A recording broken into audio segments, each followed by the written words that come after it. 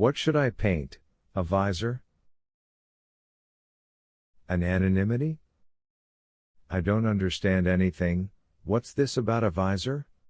Mrs. Epanchin was growing vexed and beginning to have a very good idea of who was meant by the name, probably agreed upon long ago, of the poor knight.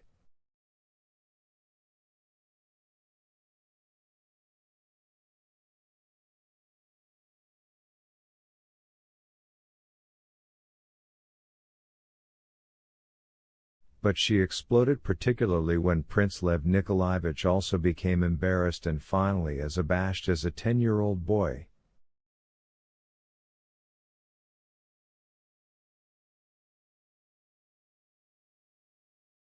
Will there be no end to this foolishness?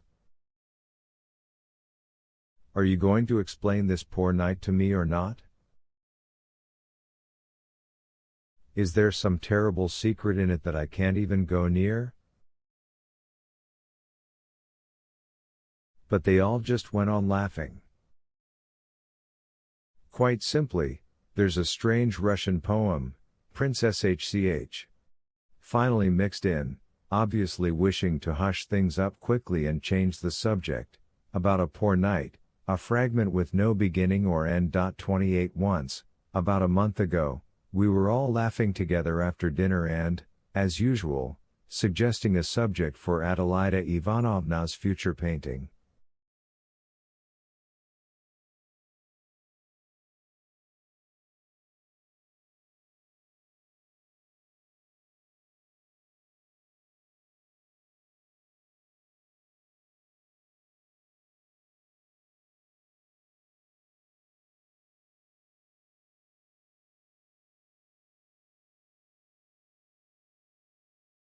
You know that our common family task has long consisted in finding subjects for Adelaida Ivanovna's paintings.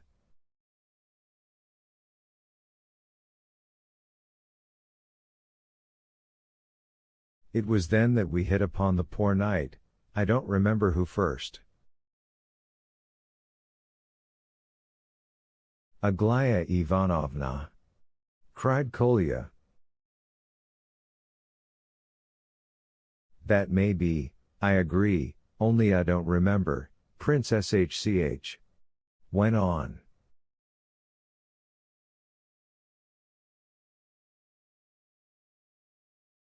Some laughed at this subject, others declared that nothing could be loftier, but in order to portray the poor knight there had in any case to be a face.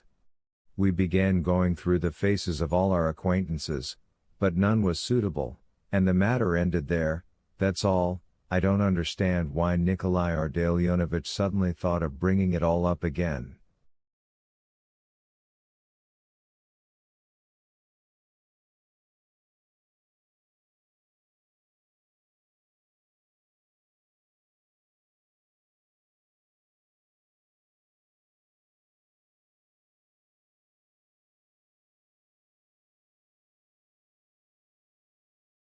What was funny once, and appropriate, is quite uninteresting now. Because there's some new sort of foolishness implied in it, sarcastic and offensive, Lizaveta Prokofyevna snapped.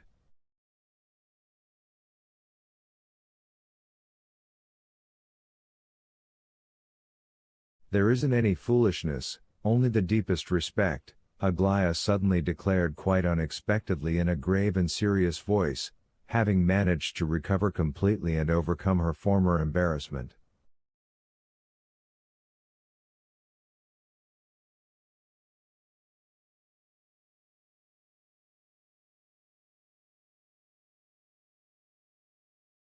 Moreover, by certain tokens it could be supposed, looking at her, that she herself was now glad that the joke had gone further and further, and that this turnabout had occurred in her precisely at the moment when the prince's embarrassment, which was increasing more and reaching an extreme degree, had become all too noticeable.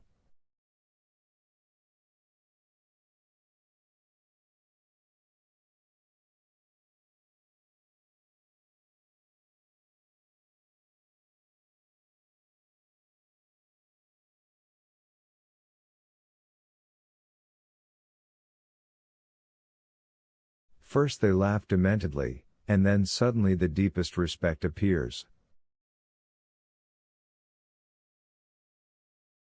Raving people. Why respect?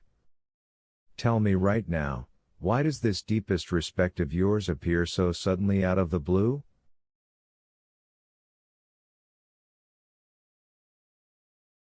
The deepest respect because, Aglaya went on as seriously and gravely, in answer to her mother's almost spiteful question, because this poem directly portrays a man capable of having an ideal and, second, once he has the ideal, of believing in it and, believing in it, of blindly devoting his whole life to it.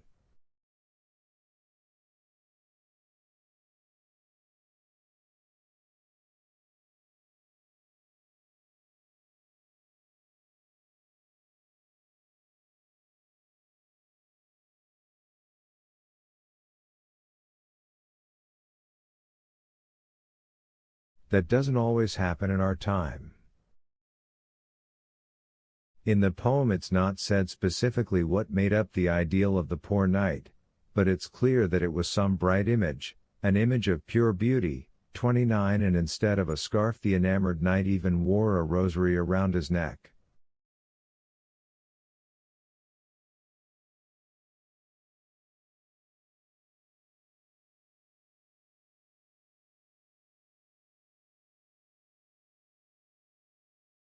True, there's also some sort of dark, unexpressed motto, the letters A.N. that he traced on his shield.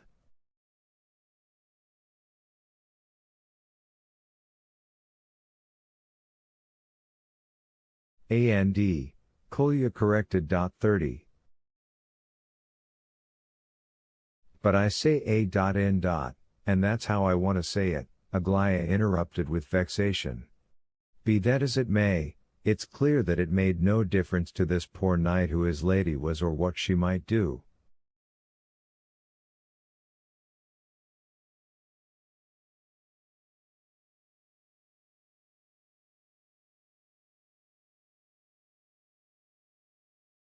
It was enough for him that he had chosen her and believed in her pure beauty, and only then did he bow down to her forever, and the merit of it is that she might have turned out later to be a thief, but still he had to believe in her and wield the sword for her pure beauty.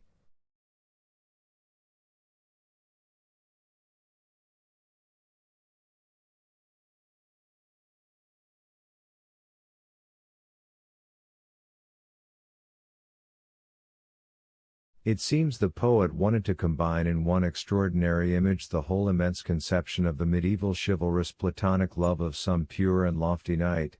Naturally, it's all an ideal.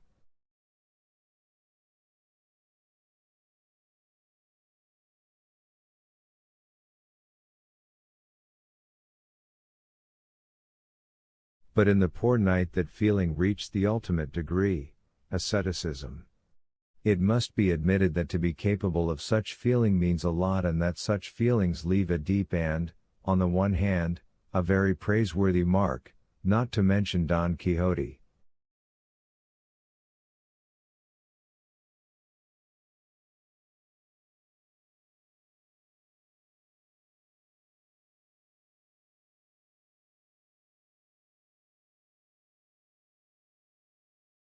The poor knight is that same Don Quixote, only a serious and not a comic one.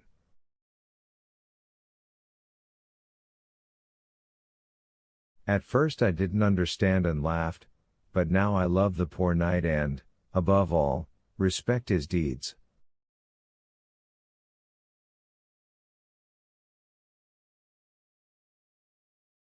So Aglaya concluded, and, looking at her, it was hard to tell whether she was speaking seriously or laughing.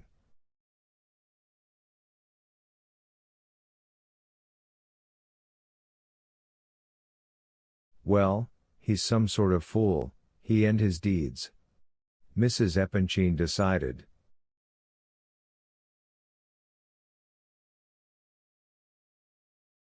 And you, dear girl, blathered out a whole lecture. In my opinion, it's even quite unsuitable on your part.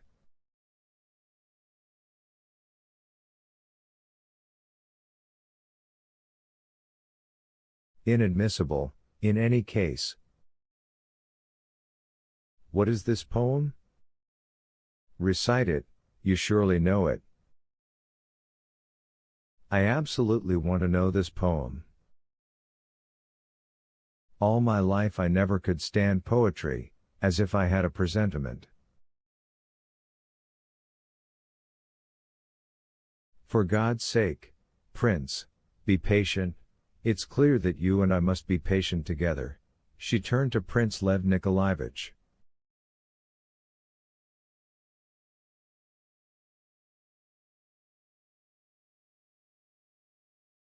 She was very vexed.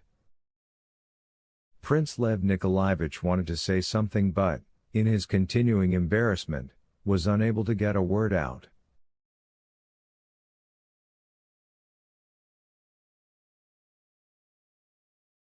Only Aglaya, who had allowed herself so much in her lecture, was not abashed in the least, she even seemed glad.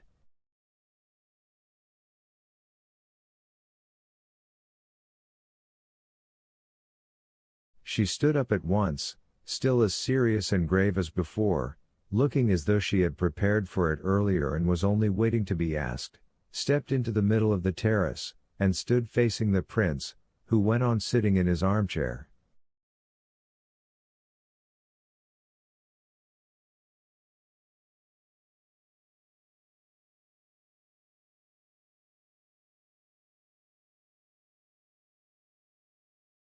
They all looked at her with a certain surprise, and nearly all of them, Princess Hch, her sisters, her mother, looked with an unpleasant feeling at this new prank she had prepared, which in any case had gone a bit too far.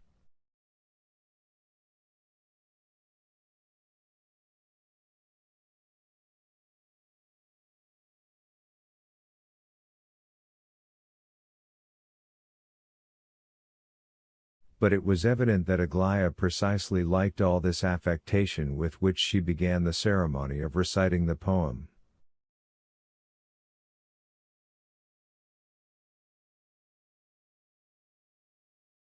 Lizaveta Prokofyevna nearly chased her back to her seat, but just at the moment when Aglaya began to declaim the well-known ballad, two new guests, talking loudly, came from the street onto the terrace.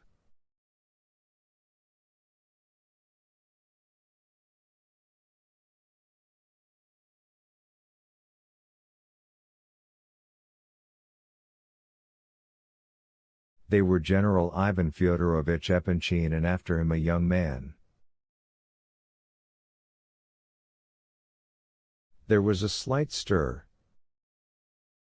7. The young man who accompanied the general was about 28 years old, tall, trim, with a handsome and intelligent face, and a bright gaze in his big, dark eyes, filled with wit and mockery.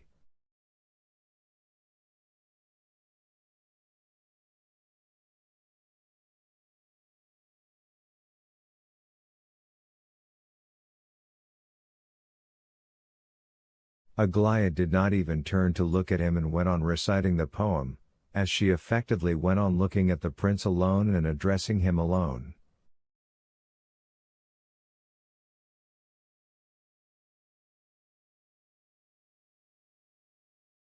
It was clear to the prince that she was doing all this with some special calculation.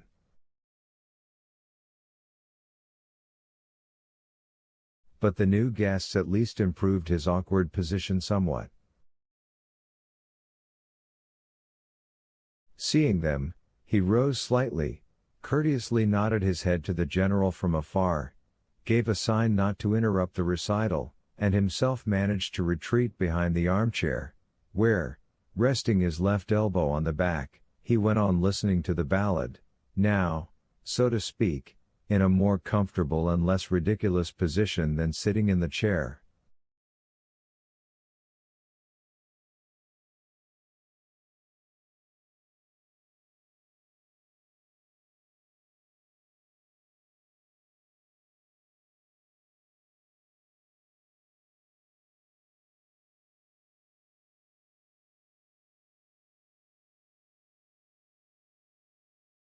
Lizaveta Prokofyevna, for her part, waved twice with an imperious gesture to the entering men to make them stop.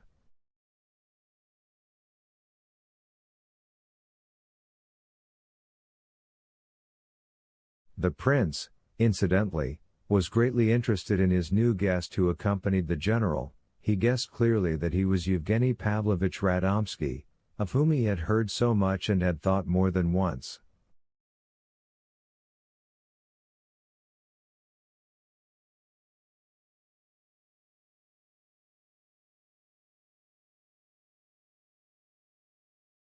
He was thrown off only by his civilian dress. He had heard that Yevgeny Pavlovich was a military man.